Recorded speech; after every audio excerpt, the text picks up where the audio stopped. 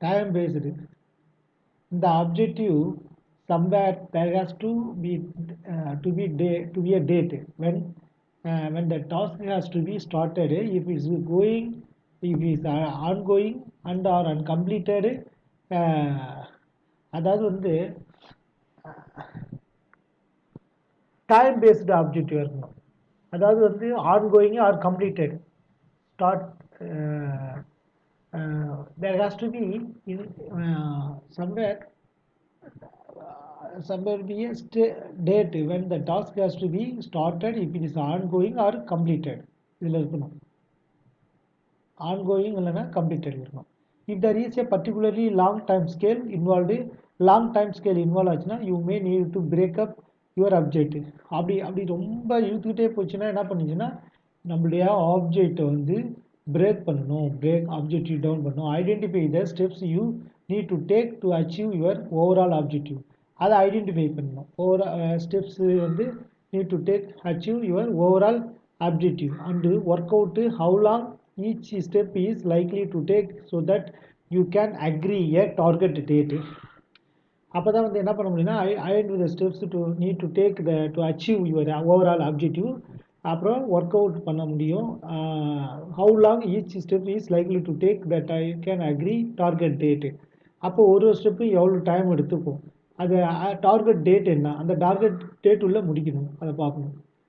Research hypothesis is a prediction of some sort regarding the possible outcome of the study. அதாவது research hypothesis is a prediction. அது வந்து என்ன predict பண்ணுதுன்னா some sort recording the possible outcome of the study. அதாவது வந்து இங்கே வந்து நம்ம எப்படி எடுத்துக்கணும், இந்த ரிசர்ச் ஒர்க்கே வந்து ஸ்டடியாக தான் எடுத்துக்கணும் ஃபுல்லாக. இப்போ இந்த ஸ்டடி மீன்ஸ் வந்து நாட்டு ஒன்லி ரீடிங் மட்டும் மீனிங் கிடையாது. இந்த ஃபுல் ரிசர்ச் ஒர்க்கே வந்து ஒரு ஸ்டடி தான். அப்போ research hypothesis is a prediction of some short recording. அதாவது வந்து என்ன ப்ரிடிக்ட் பண்ண, some short recording possible outcome of the research work. அதுதான் research hypothesis. Okay, they are possible causes, reasons for the problem, or assumptions or guesses drawn from reading or from experience about the problem. They are possible causes. என்ன பண்ண, அதாவது என்னன்னா காரணங்கள், காசு என்ன reasons for the ப்ராப்ளத்துக்கு or அசம்ஷனுக்கு or கெஸ்ஸஸ்க்கு, நான் கெஸ் பண்ணியிருக்கிறதுக்கு இல்லை இந்த ப்ராப்ளத்துக்கு இல்லை என்னுடைய அசம்ஷனுக்கு அதுக்கு என்ன காசு என்ன ரீசன், அது பாசிபிளாக இருக்கும். From reading or from experience about the problem. அந்த ப்ராப்ளத்தை அதோடைய எக்ஸ்பீரியன்ஸ் மூலமோ ரீட் பண்ணுறது மூலமோ நம்மளுக்கு பாசிபிளாக இருக்கணும், அந்த ரீசன் தெரியணும். என்னது அந்த அசம்ஷன் கெஸ்ஸஸ் எல்லாம் வந்து தெரியும் நமக்கு. அதாவது அந்த ரீடிங் ப்ராப்ளத்துக்கு உரிய கெஸ் அசம்ஷன் இந்த பாசிபிள் காஸ் ரீசன் வந்து பாசிபிளாக இருக்கணும். காசஸ் அண்ட் ரீசன் வந்து பாசிபிளாக இருக்கணும். அப்புறம் வந்து they are proportions made indicating relationship between 2 or more variables. அதாவது they're proportions made indicating relationship between 2 or more variables. 2 அல்லது அதுக்கு மேற்பட்ட வேரியபிள்களுடைய இண்டிகேட்டிங் ரிலேஷன்ஷிப் இண்டிகேட் பண்ணுறதுடைய ப்ரொபோர்ஷனாக இருக்கும் தான் research hypothesis. 3 main characteristics or elements of research hypothesis. 3 main characteristics இல்லை எலிமெண்ட் ஆஃப் ரிசர்ச் ஹைப்போதிசிஸ் என்னென்னது? First one, they're declarative statements. அது டிக்ளரேட்டிவ் ஸ்டேட்மெண்ட்டாக இருக்கணும். Declarative statement subjecting no effort, no subjection, no effort, no change, things remain the same or there is no relationship between them.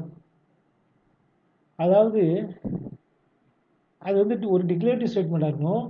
Subjecting no effort, no change, things remain the சேமாக இருக்கணும். Or there is no relationship between them, அதுக்கு இடையில between இல்லாமல் இருக்கணும். Or a positive one learning on the direction of the basis of sample statistics and is called an alternative hypothesis.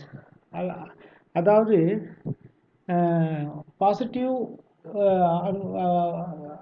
One learning on direction of the basis of sample strategies. அதாவது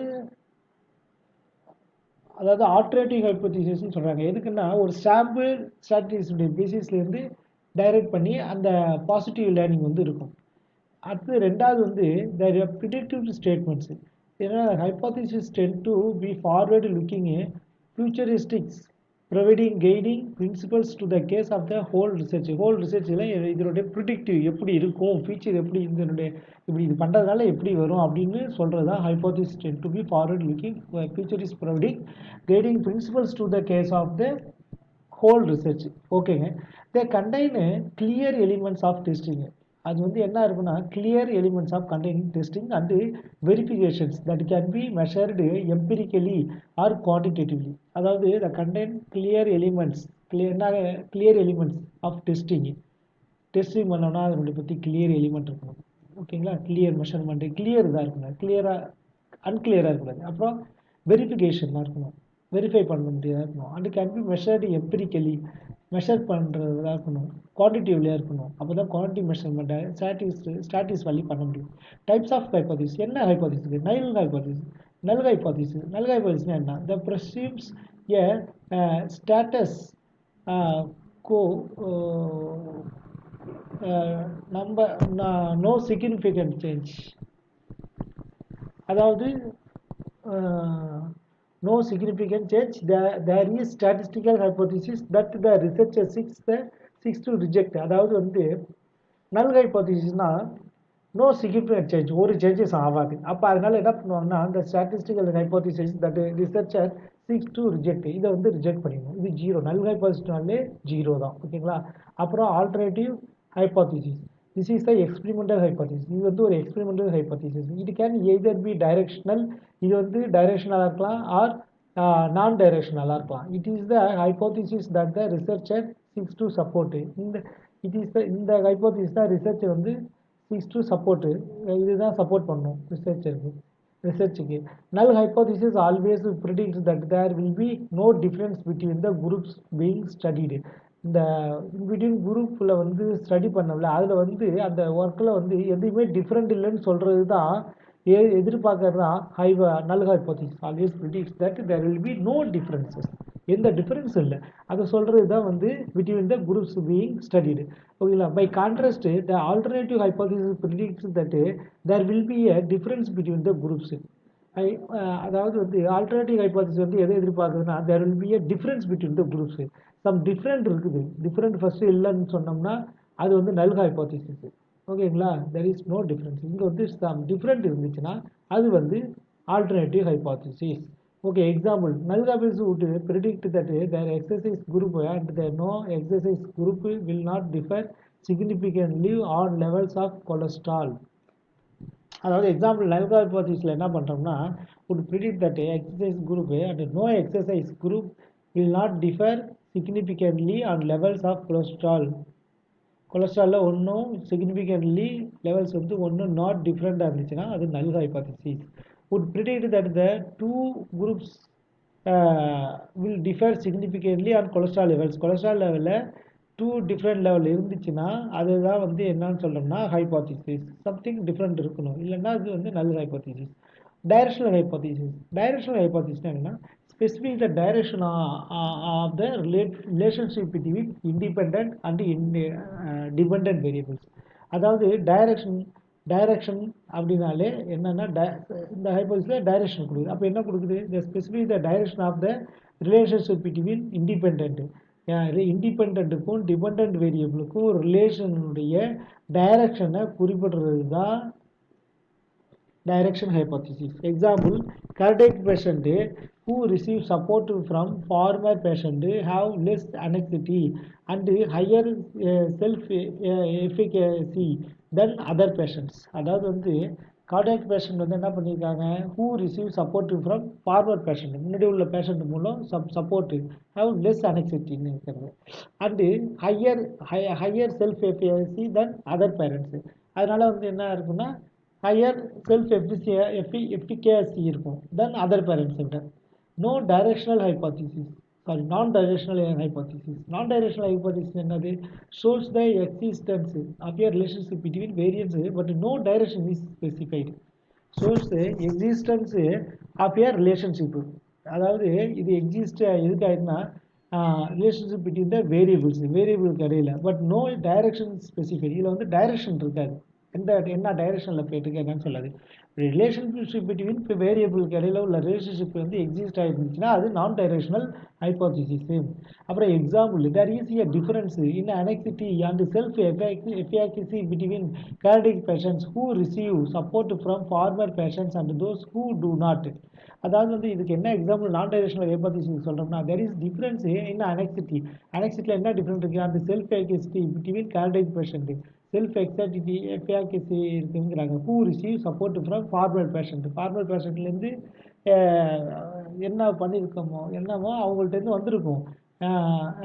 என்னது self efficacy between cardiac patient who receive support from formal patients and those who do not.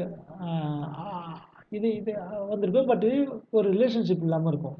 Research இந்த under நான் directional ஹைபோதிசிஸில். அப்புறம் research hypothesis equal to scientific hypothesis. Statement about the expected relationship of the variables. அதாவது வந்து ரிலேஷன்ஷிப்பாக expected எதிர்பார்க்குற relationship வந்து வேரியபிளில் கிடைக்கணும். அந்த வேரியபிளில் இட் கேன் பி டைரக்ஷனாக நான் டைரக்ஷனாகவும் இருக்கலாம், நான் டைரக்ஷனாகவும் இருக்கலாம். அதுதான் research hypothesis. Research hypothesis equal to scientific hypothesis. Scientific ஹைபோதிசிஸ்னால் அது எதை சொல்லுதுன்னா expected relationship of the variables. அந்த வேரியபிளில் நம்ம என்ன எக்ஸ்பெக்ட் பண்ணுறோமோ அந்த எக்ஸ்பெக்ட் பண்ணுற ரிலேஷன்ஷிப் வந்து அந்த வேரியபிள் இருந்துச்சுன்னா அது வந்து ரிசர்ச் வேரியபிளுங்கிறாங்க. ஏன்னா அதை வச்சு தான் நம்ம ரிசல்ட்டு கண்டுபிடிக்க முடியும். இட் கேன் பி டைரக்ஷனாக ஆர் நான் டைரக்ஷனாக இருக்கலாம். அடுத்தது ஸ்டாட்டிஸ்டிக்கல் ஹைபோதிசிஸ். ஸ்டாட்டிஸ்டிக்கல் ஹைபோதிசிஸ்னால் என்ன ஆச்சுன்னா நல் hypothesis state that there is no relationship between the variables. அதாவது வேரியபிள்ஸ் இருக்குனாயா அதில் வந்து இடையில வந்து அதில் வந்து ஒன்றும் ரிலேஷன்ஷிப் இல்லைன்னு சொல்கிறது தான் null hypothesis. Example, oxygen inhalation by nasal cannula of 6 liter per minute does not affect the oral temperature. Measurement taken with an electronic thermometer. Electronic thermometer மூலம் என்ன பண்ணுறோம்? Oxygen inhalation by nasal cannula of 6 liter per minute does not affect the oral temperature. அது வந்து oral temperature affect பண்ணாது. Measurement taken with an electronic thermometer. Okay, steps in formulating a research problem. Suppose research ப்ராப்ளத்தில் என்ன format பண்ணுறோம்? ஓகேங்களா? இப்போ suppose you indeed to perform a study on alcoholism. In formulating your research problem, take the following steps. Steps in formulating a research problem. Suppose you indeed intend to perform a study algorithm பற்றி நம்ம study பண்ணுறோம். In formulating your research ப்ராப்ளத்தில் take the following steps. என்ன எடுத்துக்கிறோம்?